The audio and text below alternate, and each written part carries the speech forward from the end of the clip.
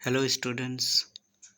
मेरा नाम है संजय भंडारी और आप देख रहे हैं संजय सोशल स्टडी क्लास। आज का सब्जेक्ट है हिस्ट्री यानी कि इतिहास और क्लास 6 से है।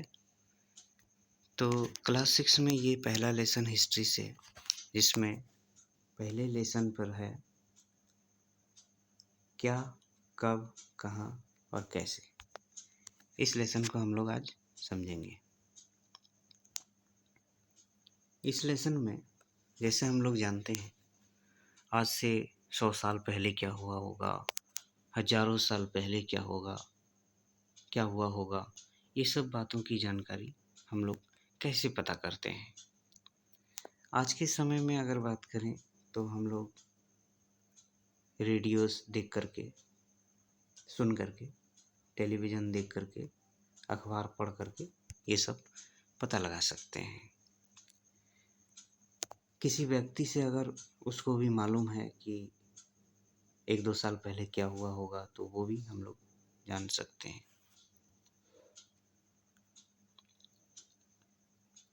अब हम लोग जानेंगे कि अतीत के बारे में हम क्या जान सकते हैं। जैसे अतीत यानी कि बीता हुआ समय। बीता हुआ समय ही अतीत बन जाता है, इतिहास बन जाता है। तो हजारों साल पहले लोग क्या खाते थे, कैसे कपड़े पहनते थे, किस तरह के घर में रहते थे, है ना। आखेटक थे यानी कि शिकारी थे, पशुपालन करते थे, कृषक, शासक, व्यापारी, पुरोहित, पूजा पाठ करने वाले, शिल्पकार यानी कि मूर्ति, पत्थर की मूर्ति बनाने वाले, जैसे कलाकार, है ना, संगीतकार, वैज्ञानिक, इन सब के जीवन के बारे में हजारों साल पहले ये सब भी हुआ करते थे। इनके भी जीवन के बारे में मतलब ये क्या क्या करते थे, कैसे करते थे, हम लोग जानकारी प्राप्त कर सकते हैं। उस समय के जो बच्चे होते थे वो कौन सा खेल खेलते थे, कौन सी कहानियाँ सुना करते थे, कैसे नाटक देखा करते थे, कौन से गीत गाते थे, है ना। आज के समय में हम लोग जान पाते हैं। तो अभी हम लोग जानेंगे कि सबसे पहला सवाल, लोग कहाँ रहते थे।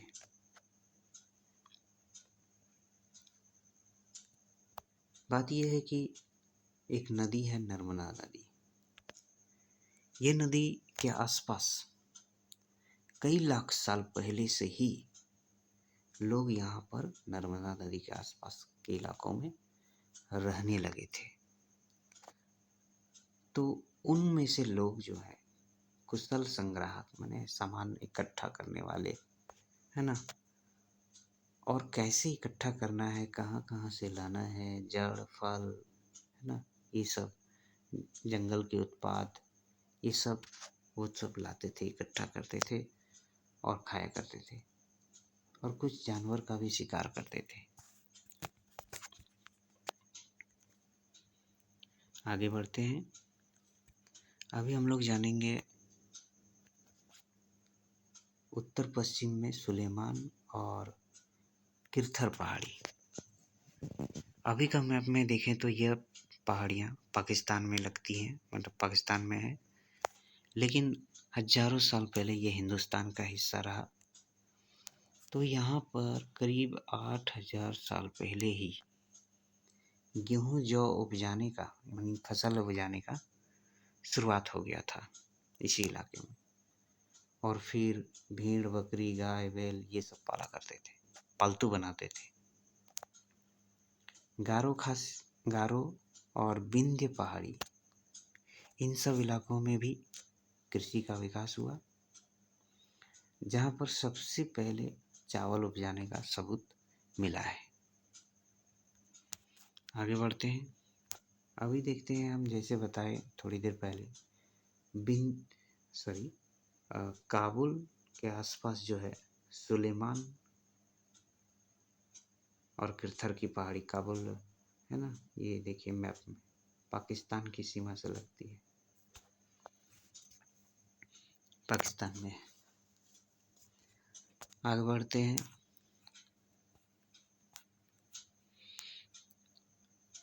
सहायक नदी सिंधु। सिंधु की सहायक नदियाँ है ना। तो सिंधु की सहायक नदी, पहले जानेंगे हम लोग सहायक नदी क्या है। एक ड्रॉ बनाते हैं यहाँ, मान लेते हैं ये बड़ी नदी सिंधु नदी है या गंगा जो भी है। इस पे जब छोटी छोटी नदियाँ ऐसे ऐसे आके मिल जाती हैं तो इन छोटी छोटी नदियों को सहायक नदी कहते हैं।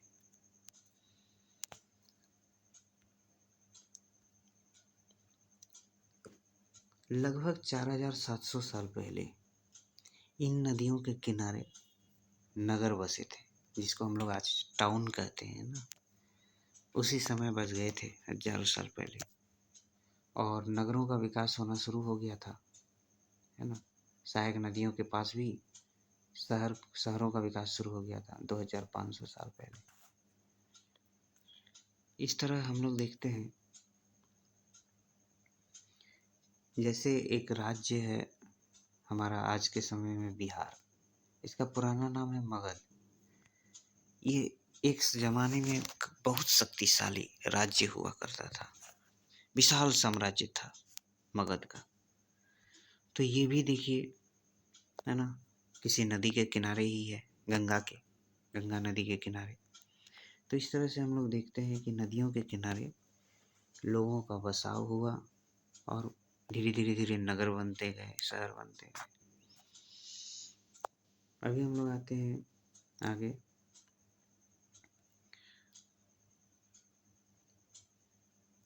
लोग यात्रा करते थे प्राचीन समय में भी, आज के समय में अभी यात्रा करते हैं लोग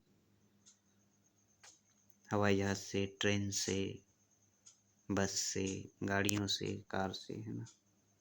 उस समय लोग यात्रा करते थे तो बड़ी कठिनाई होती थी। पर्वत आ जाते थे, पहाड़ आ जाते थे, रेगिस्तान, नदी, समुद्र, सब रास्ता कठिनाई से भरा हुआ था, लेकिन फिर भी लोग जाते थे, यात्रा करते थे। कारण क्या था? काम की तलाश। काम की तलाश में आज भी लोग जाते हैं, उस समय भी जाया करते थे। काम नहीं मिला, चलो भाई दूसरे इलाके में, है ना। आपदा के कारण, जैसे बाढ़ आ गया, सुनामी आ गया, भूकंप आ गया, तूफान आ गया, सूखा पड़ गया, तो आप प्राकृतिक आपदा के कारण भी लोग एक स्थान से दूसरे स्थान चले जाते थे। इसके बाद व्यापारी लोग जो थे, वो लोग भी अपने सामानों का व्यापार करने के लिए यहाँ से वहाँ चले जाते थे। फिर धर्मगुरु, जो धार्मिक गुरु होते थे, वो भी जाते थे यहाँ से वहाँ अपने धर्म को प्रचारित करने के लिए।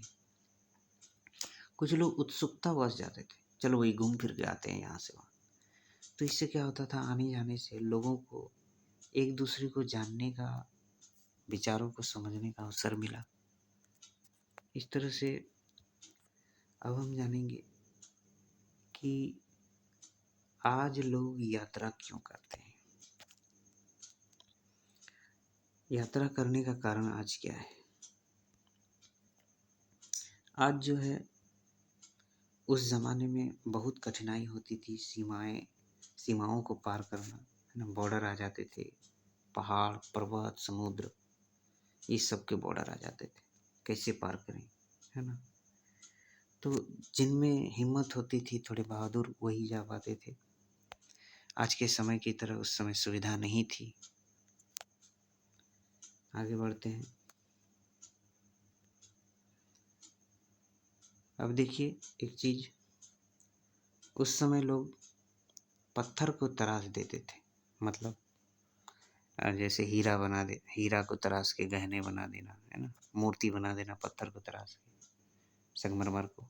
संगीत रचना, है ना, गाने बनाना, फिर भोजन बनाना, ये सब उस समय भी होता था। अभी हम लोग जानेंगे हमारा जो देश है वो भारत देश है, लेकिन इसके कई नाम हैं, बहुत सारे नाम हैं। क्या कारण है और कौन कौन से नाम हैं? हमारे देश को इंडिया कहा जाता है। ये इंडिया शब्द जो है इंडस से निकला है। ये इंडस जो है वो सिंधु नदी को कहा जाता था। सिंधु नदी को किसने कहा था? ये देखिए, ईरान और यूनान से आने वाले लोग जो थे, इंडस नदी को मतलब सिंधु नदी से आया करते थे, तो उन्होंने इसका नाम इंडस रख दिया था। धीरे धीरे यही हिंदोस, इंडोस और फिर बाद में इंडिया बन गया।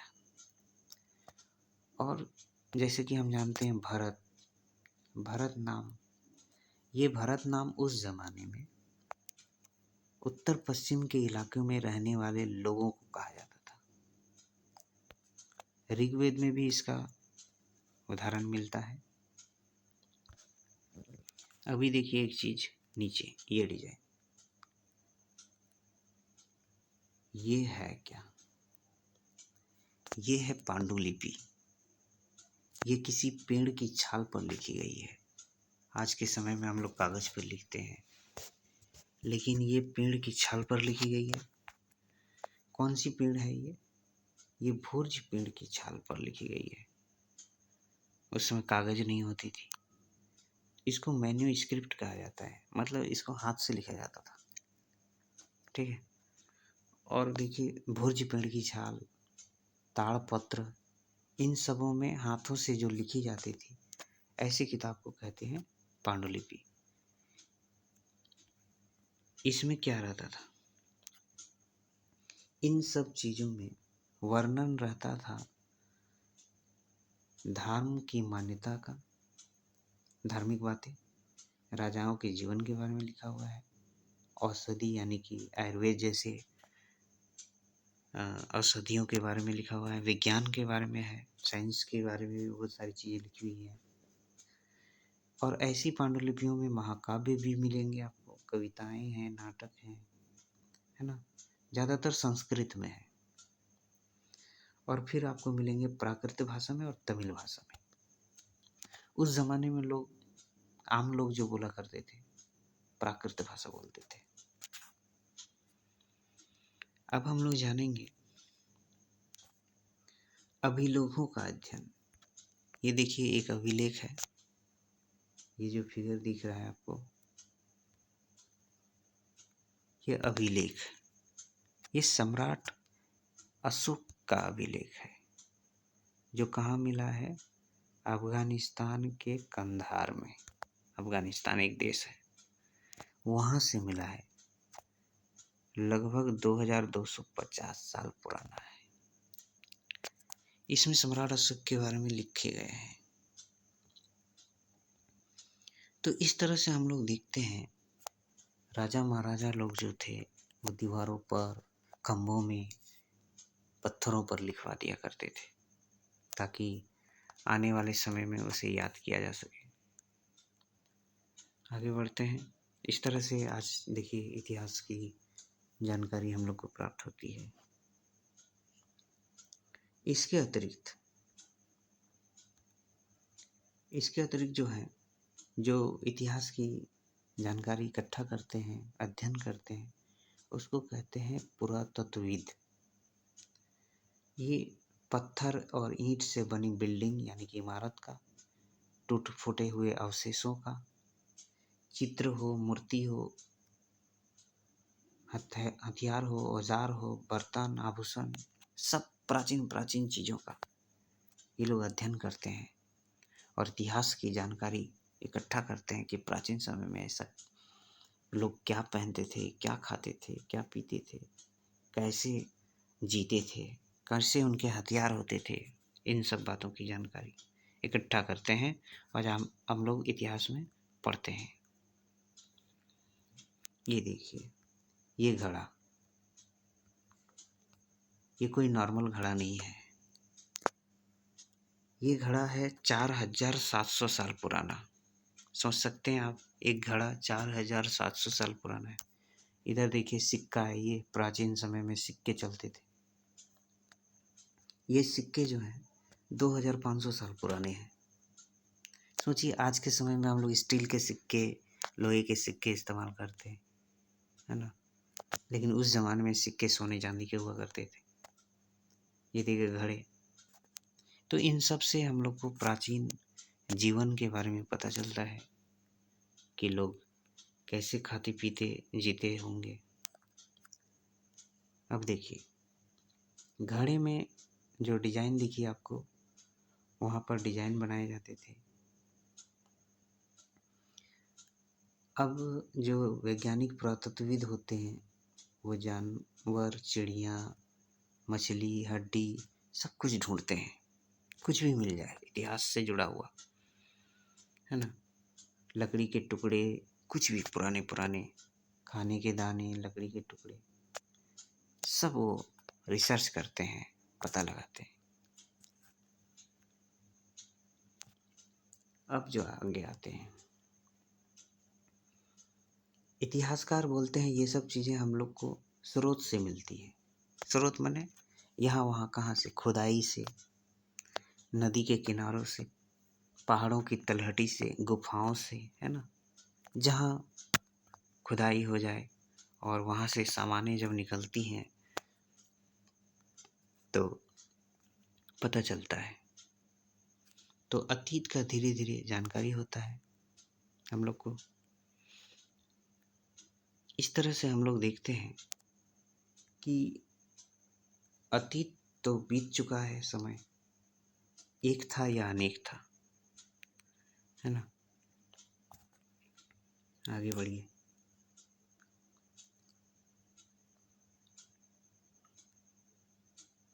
देखिए, पशुपालक है और कृषक है और राजा है और रानी है, फिर व्यापारी है, शिल्पकार है। तो इन लोगों का जीवन माने जैसे लोग जीते थे, क्या समान था जीवन? नहीं, इन लोगों का जीवन एक दूसरे से भिन्न था।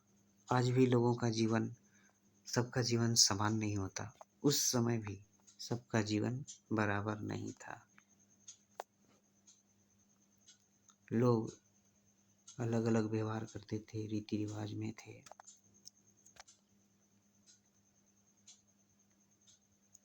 अब देखिए, भोजन मगर मछलियाँ पकड़कर शिकार करके करते थे कुछ लोग।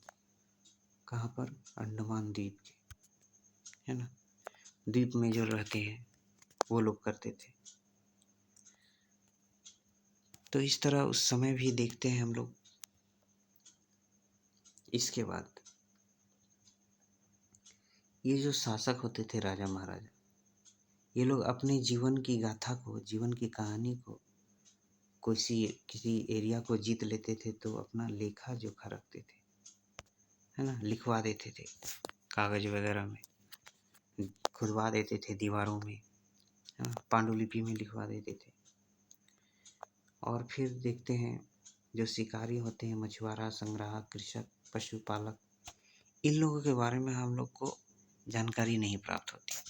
भाई इनके बारे में कौन लिखेगा, और ये लोग खुद भी नहीं लिखते थे। तो इस तरह इनके बारे में विशेष जानकारी प्राप्त नहीं होती है। इतिहास में राजा महाराजाओं की ज़्यादातर लिखी हुई बातें हम लोग पढ़ते हैं। आगे, तिथियों का मतलब, है ना।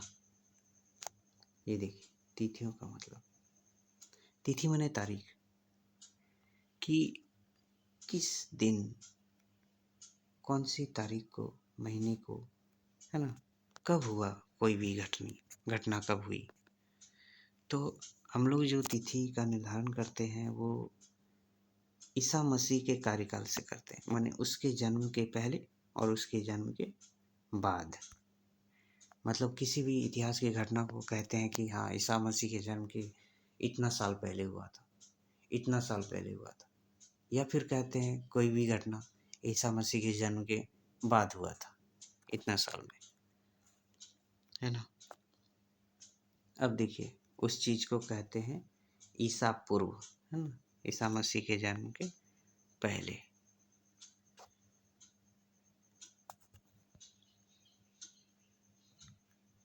इस तरह से देखिए, यहाँ पर ये डिजाइन देखिए। आज के समय में जैसे हम लोग ABCD पढ़ते हैं, उस ज़माने में ABCD नहीं हुआ करते थे। ये देखिए, कुछ फिगर्स बना दिए जाते थे दीवारों पर, पांडुलिपियों पर, या फिर किसी अन्य स्थान में, गुफाओं में, है ना। तो इनका पता लगाते हैं वैज्ञानिक ये है क्या। जैसे ये डिज़ाइन पी को दर्शाता है, ये टी को, इस तरह ओ को, ये एल को, एम को, इस तरह से अलग अलग फिगर्स, अलग अलग सिंबल्स जो हैं दर्शाते हैं अक्षरों को। ये सारी बातें इतिहासकार जो होते हैं वो समझने का प्रयास करते हैं कि क्या क्या लिखे गए होंगे। उस समय लोग लिखते नहीं थे, ऐसे बना देते थे। तो आज के समय में उसको जानकारी प्राप्त करते हैं। देखिए आगे, मिस्र एक देश है, मिस्र है ना, वहाँ का एक जगह है रोसेट्टा, वहाँ पर जो है एक पत्थर मिला है। तो पत्थर में है क्या कि ऐसी भाषाएं लिखी हैं कि कोई पढ़ नहीं पाता। फिर क्या है,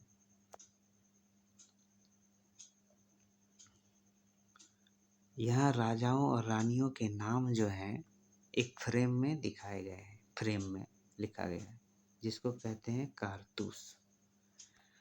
अब जो है कैसे हैं, संकेत के माध्यम से, जैसे अभी थोड़ी देर पहले पढ़े, संकेत है, कुछ लिखा हुआ है नहीं, तो इन संकेतों को समझ करके क्या लिखा गया है ये सब जानकारी इकट्ठा करते हैं।